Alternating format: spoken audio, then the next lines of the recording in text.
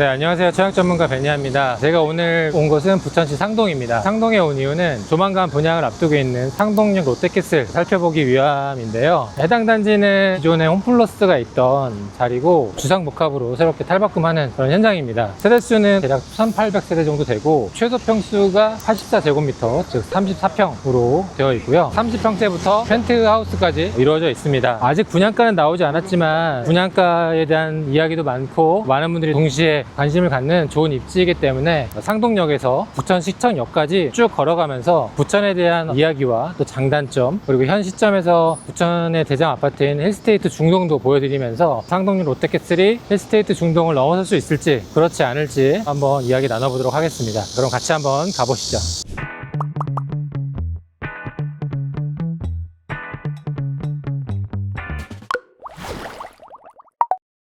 뒤편으로 보이시는 것처럼 상동역 일대가 굉장히 많은 유동인구와 또 차량이 낮과 밤 구분 없이 항상 있는 곳 중에 하나입니다. 청약을 할지 말지 결정하기 위해서는 이 지역에 대한 기본적인 이해가 있어야 되기 때문에 간략하게 소개해드리면, 이곳은 대표적인 일기 신도시인 부천입니다. 대부분 90년대 초반에 입주를 했고요. 그리고 그 안에서 조금 더 경쟁 우위가 있는 곳이 이 상동입니다. 이 상동은 2000년도 초반에 입주를 했기 때문에 다른 아파트에 비하면 비교적 신축 아파트고 또 대형 평수가 많이 포진되어 있고, 무엇보다 이 상동 일대를 선호하는 이유 중에 하나가 학군입니다. 학군. 다른 지역에 비해서 조금 더 선호되기 때문에 상일 중이나 이런 중학교를 보내기 위해서 엄마들이 미리 이사를 해서 사는 경우들이 상당히 많습니다. 지금 제가 서 있는 이 부천 상동, 그리고 이따가 또 보여드릴 부천 중동은 부천 안에서는 가장 선호되는 지역입니다. 왜냐하면 7호선을 도보로 이용할 수 있고 주변으로 쇼핑몰, 학원, 백화점, 마트 등이 있기 때문에 우리가 흔히 말하는 약간 안 좋은 이미지의 부천은 부천역 주변이거나 약간 외곽이다 라고 보시면 될 것 같습니다. 지금 제가 부천 상동역에서 한 1분 정도 걸어왔는데, 지금 이 뒤편에 보이시는 곳이 아마 2026년 8월에 분양할 부천 상동역 롯데캐슬입니다. 해당 단지는 기존에 홈플러스가 있던 자리입니다. 이 홈플러스가 굉장히 오랫동안 운영을 했고 또 2022년까지 전국 탑 매출을 찍을 정도로 그만큼 많은 사람들이 이용하는 그런 입지였는데요. 그럼에도 불구하고 해당 입지가 주상복합으로 탈바꿈되게 된 이후에는 여러분들이 기사나 영상에서 보셨다시피 MBK라는 곳에서 홈플러스를 하나 둘씩 매각을 하면서 부동산 개발 회사에게 매각이 됐고, 그래서 이번에 주상복합으로 분양을 하게 된 배경입니다. 그래서 수요가 없기 때문에 철거가 된 게 아니라 수요는 너무나 꾸준한 곳인데 내부적인 사정 때문에 매각이 돼서 이번에 주상복합으로 분양하는 단지다 라고 보시면 되겠습니다. 주상복합이기 때문에 해당 단지가 어떻게 그려질지는 중동 힐스테이트를 보여드리면 아마 조금 이해가 편하실 거고요. 지금 화면으로 보이시는 저쪽이 중동 힐스테이트입니다. 아마 비슷하게 흘러가지 않을까 싶고요. 이 주변으로 지금은 라포레라고 써있는 웨딩홀인 것 같아요. 나이트클럽이었거든요. 나이트클럽이나 이런 술집은 기본적으로 사람들이 정말 많이 와야 그런 게 생기는 거잖아요. 밤에 굉장히 많은 사람들이 또 찾아오고, 재밌는 건 낮에는 낮대로 학원을 보낸다거나 병원을 간다거나 낮과 밤의 상권이 많이 혼재되어 있어서 이런 걸 그렇게 신경 쓰지 않는 부모님이 있는 반면에 이런 게 신경 쓰인다면 다른 곳을 선택하기도 할 것 같습니다. 우리가 투자를 할 때 주변으로 선호되는 요소가 있는지를 확인하는 것도 중요한 반면에 또 내가 선호하지 않는 특정한 부분들이 있을 수 있잖아요. 나는 너무 술집이 싫어, 찻소리 너무 싫어, 이런 것들이 있는지 없는지도 꼭 한번 확인할 필요가 있겠습니다. 제가 온 데는 여러 가지 이유가 있어요. 긍정적인 부분과 약간 우려되는 부분들이 섞여 있는데, 그렇기 때문에 아마 이 영상을 많은 분들이 관심 있게 보시지 않을까 싶습니다. 제가 영상을 촬영하는 현 시점에서는 분양가가 확정되진 않았습니다. 근데 카더라에 의하면 평당 4,500, 34평으로는 한 15억, 많게는 16억 정도 이야기가 나오는데요. 주변에 거래되는 금액 대비해서는 현재는 조금 오버슈팅 된 게 아닌가 라는 이야기도 있고, 그리고 현재 부천의 대장 아파트인 중동 힐스테이트 같은 경우에도 지금 한 13억 전후이기 때문에 조금 비교가 될 텐데, 최근까지 광명이 가장 뜨거웠다라고 하면은 현 시점에서는 부천이 전세와 매매가가 계속 오르고 있는 시점이거든요. 그렇기 때문에 아마 현 시점으로부터 6개월 후 또 1년 후에는 지금 보시는 숫자 볼 수 없을 거라고 생각이 들어요. 아직 분양가 자체는 나오진 않았지만 상품에 대한 가치, 그리고 부천에 대한 흐름을 봤을 때는 충분히 고민해 볼 법한 단지다라고 생각이 듭니다. 여기가 6호화 아울렛이고요. 소풍 터미널도 있어서 터미널이 계속 폐점하는 상황이잖아요. 이런 터미널까지 계속 살아있다는 것은 수익성이 나온다는 거죠. 지금이 낮 한 3시 정도 되는데 여기가 또 출퇴근 시간에는 엄청 많이 막힙니다. 정체가 심한 곳이거든요. 저는 기본적으로 늘 차량이 막히는 곳이 가장 좋은 곳이다 라고 이야기를 해요. 왜냐면 그런 걸 풀어주기 위해서 버스 노선도 확장하고 지하철도 늘리고 하니까요. 로티캐슬 16억 너무 비싸다.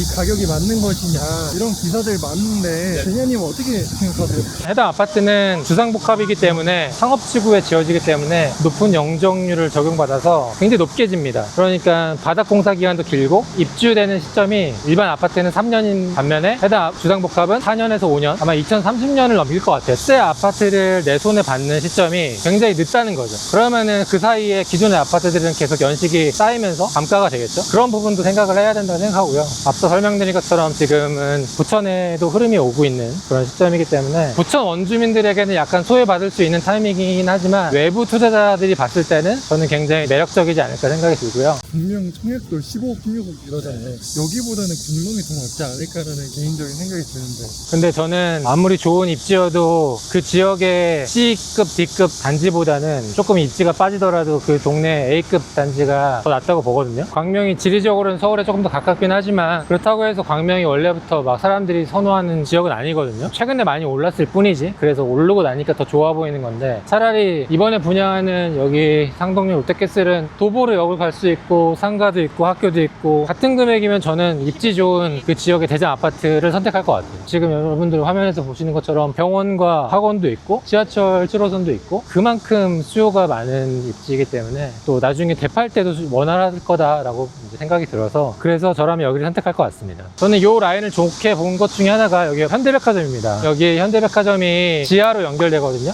그래서 약속 잡기도 편하고 그리고 여러 가지 백화점이 있지만 그 중에서도 현대백화점이 선호도가 높은데 그 이유 중에 하나가 식음료 그쪽이 되게 잘 돼 있다 그런 이야기를 또 많이 하셔서 여기도 굉장히 매출이 높은 백화점이거든요. 이런 주변에 백화점이 있다는 거는 뭐 아이 키우기에 문화센터도 보내고 굉장히 편리한 부분이고 만족스러운 부분이죠. 부천이 이렇게 유동인구가 많은 이유가 있어요? 일단 1기 신도시이기 때문에 우리가 아파트 한 세대당 최소 2명에서 많으면 4명, 5명 살잖아요. 그럼 1000세대면 3,000명, 4,000명은 사는 거죠. 그런 단지가 저쪽에 1호선 라인 쪽, 여기 7호선에서 반대편 하면은 양쪽으로 굉장히 많이 수요가 있는데 그걸 받아줄 상권이 다 이쪽에 몰려 있거든요. 저쪽 상내역 상권은 다 술집이에요. 군부대가 있고 다 발전이 안 되는데 이쪽으로 몰릴 수밖에 없고 배우 수요가 많고 그걸 받아줄 수 있는 상가가 한정적이기 때문에 이쪽으로 많이 몰리죠. 그럼 여기는 어떤 분들이 좀 많이 선호하나요? 가장 높은 수요는 7호선을 타고 서울로 출퇴근하는 분들이 압도적이다라고 볼 수밖에 없어요. 노년까지는 좀 걸리지 않아요? 그쵸, 걸리긴 하는데 그래도 환승 없이 한 번에 갈 수 있고 배차 간격도 자주 있으니까 이전 영상에서 광명 지역 분석 해드린 적이 있는데 광명 사거리역에서 트리우스 광명까지 성인 남자 걸으면 열심히 걸었더니 한 15분 20분 나왔거든요. 그 정도 거리면 아이를 키우거나 엄마 입장에서 무조건 버스를 타야 됩니다. 그러면은 아침에 우리가 출근한다고 상상을 해볼게요. 아파트 단지 나와서 버스를 기다립니다. 콩나물 시루처럼 버스를 탑니다. 흔들리면서 가다가 버스에서 내립니다. 그 시간만 최소 20분이거든요. 근데 부천은 바운더리 안에 있으면 버스는 타지 않고 도보로 지하철 타고 바로 갈 수 있잖아요. 그 시간이나 거의 차이가 없기 때문에 트리우스 광명 주변에는 아무런 인프라도 없는데 여기는 또 인프라가 있으니까 그런 측면에서 조금 뒤로 오더라도 A급 단지가 좋다라는 게 이제 그 배경이라고 볼 수 있겠습니다. 여기도 이제 이마트입니다. 현대백화점이 있었는데 또 이마트가 있죠. 이마트도 굉장히 선호하는 인프라라고 볼 수 있죠. 중동을 좋아하는 분이 있고 상동을 좋아하는 분이 있고 나뉘는 것 같아요. 중동은 확실히 좀 술집 같은 게 없어서 그런 부분 때문에 좋아하시는 분이 많고 상동은 술집은 있지만 그래도 학군이 좀 더 괜찮기 때문에 그리고 중동은 90년대 초반에 지어져서 수리를 반드시 해야 되는데 상동 아파트들은 그나마 2000년대 초반이라서 비교적 신축? 이런 이미지가 좀 있는 것 같아요. 그리고 아마 그 부천의 특목고가 앞으로 생긴다라고 송내역 뒤편으로 지어질 건데 화면에 첨부해드리도록 하겠습니다. 최종적인 판단은 여러분들이 금액을 보시고 판단하시면 되겠지만 금액이 비싸더라도 그걸 찾는 수요가 좀 꾸준한 곳이기 때문에 조금 더 관심이 가는 게 사실입니다. 여기가 웨스테이트 중동이고요. 뒤에가 푸르지오 아파트인데 2016년에 분양을 했습니다. 아마 34평이 6억대였을 거예요. 그때 당시에 미분양은 확실했고 마피가 조금 있었어요. 그만큼 좀 비싸다라는 인석이 있었는데 지금 여기 전세가 얼마인지 아세요? 그래도 뭐 한 7억? 지금 8억에서 9억 정도 합니다. 8, 9억이요? 네, 하나밖에 없어요. 분양가를 전세가 넘어섰죠. 왜냐면 여기가 유일한 신축이고 역을 가면 또 도보로 갈 수 있으니까. 지금 제가 와 있는 곳이 힐스테이트 중동 아파트입니다. 해당 아파트가 이번에 분양하는 상동역 롯데캐슬의 비교군이라고 보시면 될 것 같습니다. 부지 자체는 상동역 롯데캐슬이 더 크고 공급되는 세대수도 많지만 힐스테이트 중동이 요 단지가 주변에 하나 더 있으니까 아마 비슷한 모양으로 완성된다라고 생각하시면 될 것 같습니다. 해당 아파트는 주상복합입니다. 그래서 저층부는 다 상가로 차 있고요. 배우 수요가 많고 역세권이라 병원도 있고 동물병원도 있고 잘 채워져 있는 거 볼 수 있습니다. 여기가 이제 분양했을 때 당시에 말이 많았던 게 주변 시세보다 좀 비싸다. 또 입주에서도 이야기 나온 게 동마다 호불호가 차이가 납니다. 어떤 동은 공원이나 도시뷰를 바라보고 있다면 또 어떤 타입은 동길이 마주보고 있어요. 거의 채광이 안 들고 좀 답답하죠. 그래서 C타입이나 D타입은 가장 선호돼서 항상 먼저 전고점을 찍는 반면에 뭐 A나 B는 좀 선호도가 낮아서 뒤를 따라가는 격차를 나타내고 있고요. 근데 제가 상동역 롯데캐슬 단지 배치도를 봤을 때 최대한 그런 것들을 좀 피해가기 위해서 동간의 간섭을 많이 피하려고 하던 자료를 봤던 것 같은데 최종적인 단지 배치도는 홈페이지에서 한번 확인을 해보시기 바라겠습니다. 지금 힐스테이트 중동이 왕관이 써 있잖아요. 거래가 많거나 신고가를 찍은 아파트를 왕관이 씌워주는데 현재는 이렇게 왕관이 씌워져 있는 걸 볼 수 있죠. 네, 중동 센트럴파크 프루지오로 한번 가보겠습니다. 그럼 같은 단지인 것 같은데요? 근데 좀 다른 게 이 두 단지가 초등학교 배정이 달라요. 다르고 이 프루지오가 영구적인 조망이 되는 공원뷰 동이 있거든요. 거기가 금액 자체는 제일 높다라고 보시면 돼요. 근데 평균값은 힐스테이트 중동인데 또 신고가를 찍는 거는 프루지오다. 그래서 약간의 그 편차가 좀 유난히 큰 두 단지이긴 합니다. 여기가 파크뷰 거기예요? 그렇죠. 그래서 지금 여기 백일동이나 그리고 해당동 같은 경우에는 영구적인 조망이 남향으로 바로 되기 때문에 가장 신고가를 먼저 찍는 곳입니다. 백일동, 백이동의 이 235 이쪽 라인들이 가장 비싼 라인이다라고 보시면 되겠습니다. 근데 여기만 비싸고 평균값은 그 힐스테이트 중동이 좀 더 높다라고 알고 있습니다.